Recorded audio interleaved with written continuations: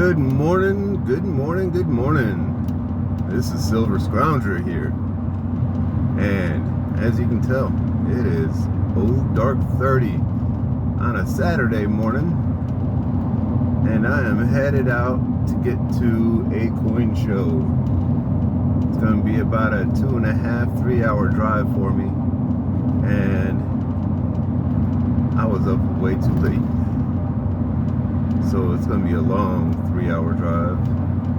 But I'm excited to get there, excited to see what I can find, excited to see what deals I might be able to get, and what kind of connections I might be able to make.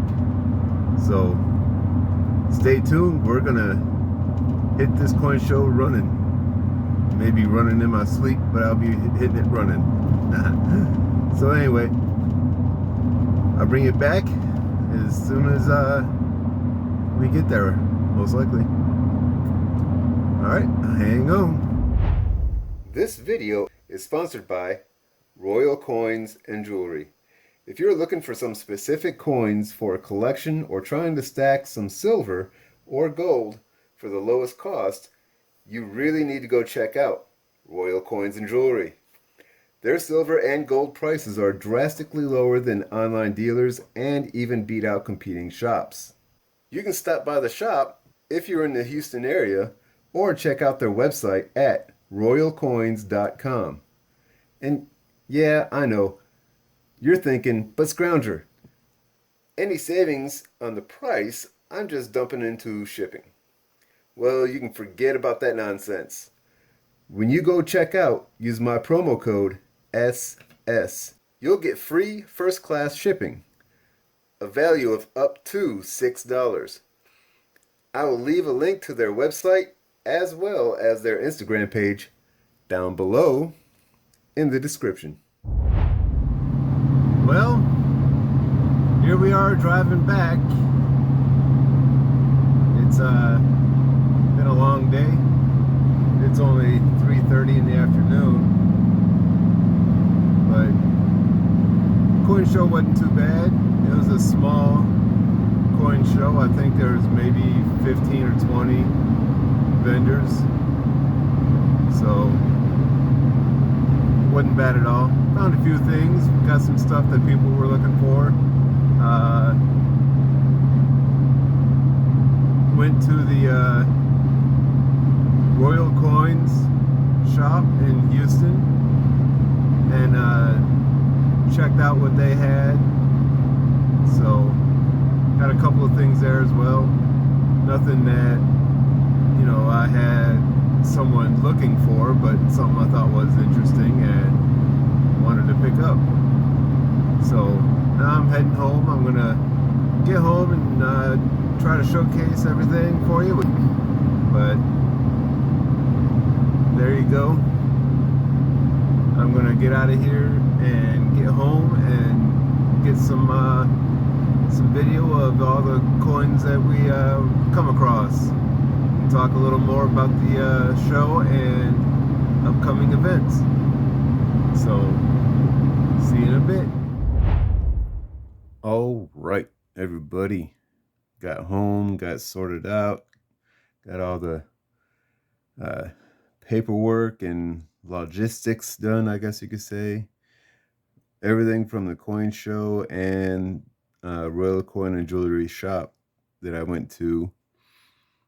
And I've got everything laid out here that I bought. It's not a whole lot. But what I did do is I got a lot of specific coins for specific people. And I wanted to cover a few of them before I ended up wrapping them up and shipping them off. But everything I got here, got 4 Morgans, really nice ones. Yeah, 1890 O. It's in an AU condition, and it's not too bad. So there's that one. And I also got an 1890 in a little bit better condition. You can see that cartwheel a little bit better on that one.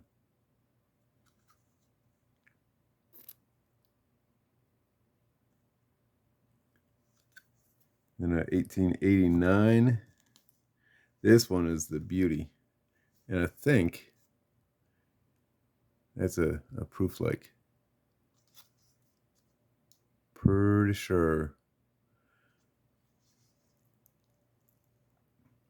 Still got that cartwheel in there too. But yeah, this is a nice one. It's got some chatter marks on it, you know, bag marks and everything, but overall it's really nice. And then I don't know why, I have a hard time passing up these decent grade dark field Morgans like this. I don't know why, they speak more history to me, I guess you can say.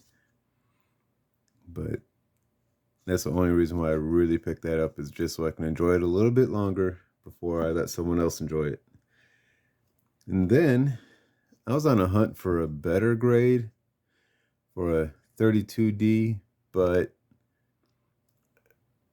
there were very few that were even at the show, and the ones that were better grade than this were a lot better grade and a lot more price. So I ended up walking away with this one.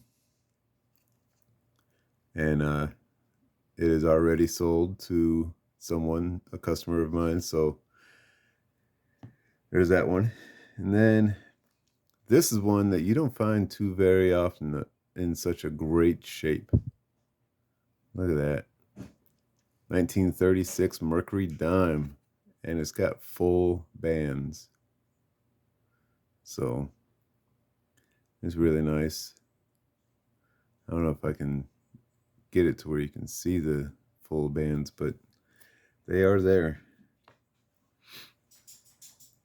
And I've been trying to find a raw 26 Denver, you know, in a okay shape like this, you know, but man, they're hard to find raw.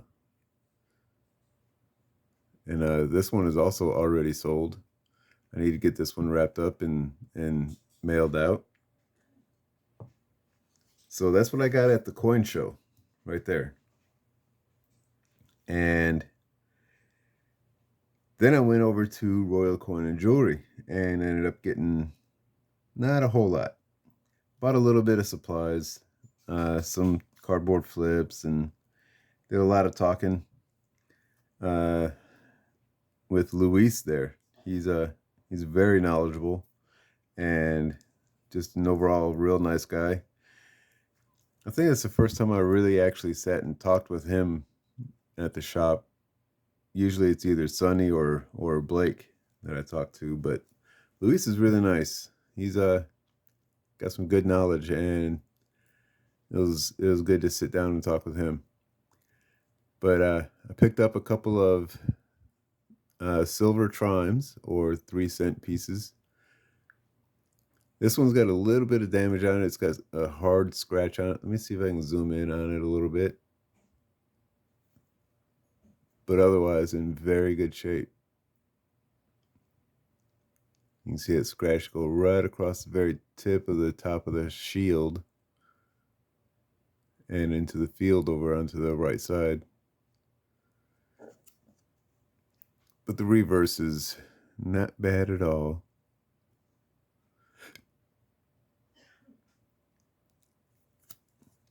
And then I got a 1852 that is pretty much problem free. It's pretty all original. And it's in just a little bit lower grade, but still really nice. Still can read everything. Nice clean back or a reverse on it. So those are the two pickups I got from the shop. And yeah, and then I ended up coming back home and taking a nap. That was a long day traveling. I don't know, it's like 3 hours to get there to the show, and then doing that, going to the shop, and then from there 3 hours back. Waking up at 4:30 in the morning to start doing that. ugh, I'm glad that one's over. But I did get some good stuff for some people. And the next show that's going on that I'm going to be involved with is May 21st, and that show is in Schertz, Texas. And there I'm actually going to be setting up at the show. So I'll be selling some coins there, as well as a very few other things that are coin related, such as maybe a couple of Dansko albums, who knows what else. But I may even have a little bit of silver bullion to sell as well. But we'll see what happens. Other than that, there's not a whole lot going on, other than I am really pushing to try to get those numbers of my subscribers up, because we're pushing toward getting 300 or 500 subscribers to give away a bunch of stuff. So be happy to be able to get there to do that. I've already showed you pretty much all of the giveaways I have so far. It's going to be these 5 things here that I just showed, and then a choice between a 2012 or 2021, both Type 1 American Silver Eagles. And who knows, I might find some other stuff that I might think would be a good giveaway and go from there. But looking forward to getting to the show in Schertz and setting up out there. It was a fun time last time when I was helping Blake with his tables, and I was able to set up a little bit. So I'm looking forward to where it's all pretty much my stuff, but I am also sharing the table with David from D&S Precious Metals. So he'll be out there and setting up some stuff as well. And I'm sure it's going to be some good stuff, and we'll see how it goes. Really, that's about it as far as the coin show and everything goes, and upcoming events. But I do have one other thing I want to discuss, and I'm going to clear away this here and do a little bit different setup, and we'll get back to it. All right, so if you can't tell by what I've got laid out here, we're going to talk about silver. Since it is Silver Sunday, there's been a lot of things going around lately that I've been hearing about and seeing, and honestly, I don't know, perplexed, I guess you could say. Where it's coming from, I don't know. Why it's starting again, I don't know. But apparently there's a plan for a Silver Squeeze Part 2, I guess. I don't know what they're calling it for real or whatever, and I'm not even going to discuss the date, because I'm not going to spread the desire or whatever their plan to try to do this whole thing again. But the last time we did a Silver Squeeze, well, let me rephrase that, because I didn't do jack. The last time that this Silver Squeeze happened, it resulted in pretty much only one thing that I can really see. Spot price didn't do much of anything. It might have ticked up a day and then went back down again, but premiums went stupid. I mean, really stupid. And they've just climbed since. I don't know. I mean, I honestly started stacking right at the time of that last Silver Squeeze, because I started hearing about it. I'm like, well, let me look into what's going on with silver. What are we doing here? why is everybody all crazy about silver? And so I started looking into it a lot more, and I found, yes, that's a good idea for stacking silver to hedge against inflation or as a personal savings, transferring your fiat currency, which honestly to myself is worthless, into what is real money, real asset. So that's why I started getting into silver, why I started stacking silver. And I started doing it because I looked into what this whole silver squeeze was back in the day. I come to realize it's not going to be the best idea. And honestly, I think the only way that they can really try to do any manipulation of the silver price is in the markets. It's not physical silver. You have to mess with the silver spot price, not the physical silver. And I guess they don't ever get that through their head. Or it's a whole, I got a conspiracy theory about it. It's a whole deal of trying to manipulate the premiums to get higher and higher and higher to make money off of those who are just simply trying to do the silver stacking. That's my whole thought. That's my conspiracy theory is they throw these things out, trying to say, hey, we're going to do this. We're going to, do a silver squeeze to try to raise the price and everything. And this is what we're going to do. This is the date we're going to do it on. Come on, come on, come on. Let's do it. There's a whole lot of different things that's wrong with it. One is I don't think it's really going to make a difference with the silver price doing it that way. Two is you're really trying to amp up a whole lot of people to buy a whole lot of silver because it's going to take a whole lot of silver buying to do it. But you're trying to amp up people to buy a bunch of silver that they may or may not be able to technically afford at a all at once type of deal. So I think it's kind of careless. But yeah, that's one of the things that's wrong with it. I myself, I'm saying, what the heck with that? Let's do a anti squeeze.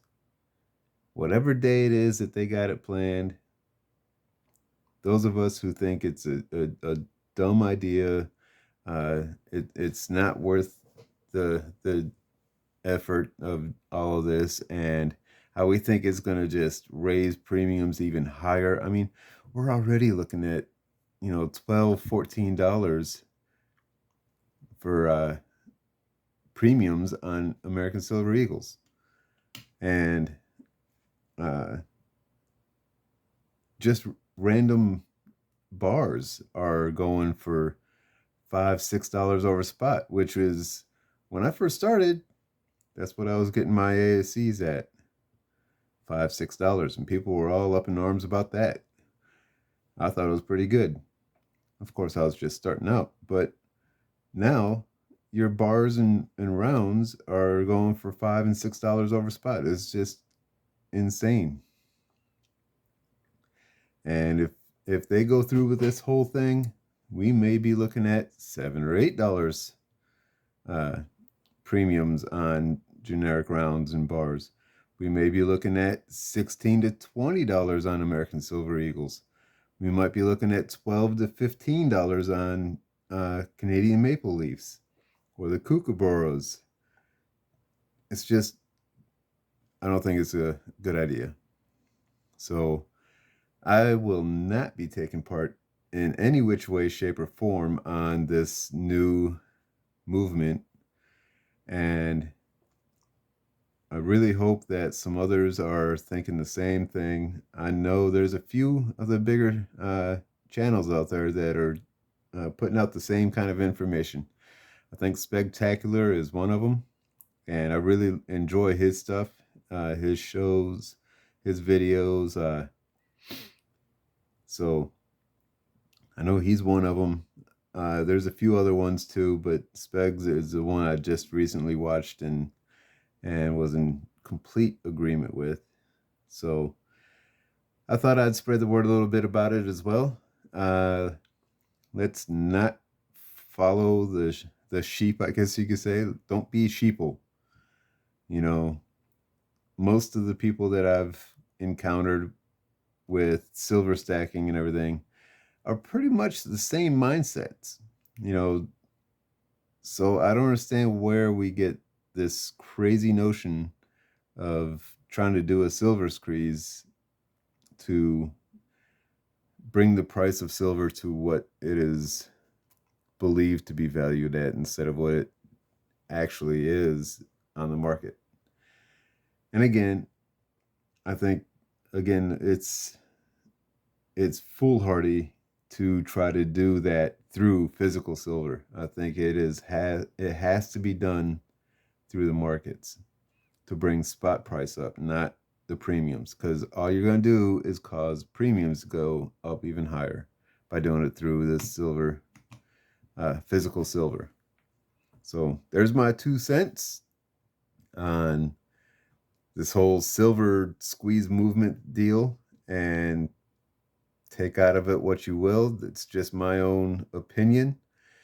I am not advocating for anyone to go out and irrationally buy mass amounts of silver.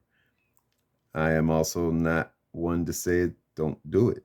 You know, I'm not a financial advisor of any kind, so it's just my opinions. So there you go. And that's where I'm going to leave it at. So I'm going to get out of here and enjoy the rest of my Sunday, and hopefully y'all do the same. And this is Silver Scrounger saying thanks for watching and keep on stacking. I want to thank everyone for watching my video. It is greatly appreciated. If you enjoyed it, found it informative or entertaining, please hit that thumbs up button by liking the video. Also comment on what you think about anything discussed. I'm always interested to hear other people's thoughts. Until next time, this is Silver Scrounger saying thanks for watching and keep on stacking.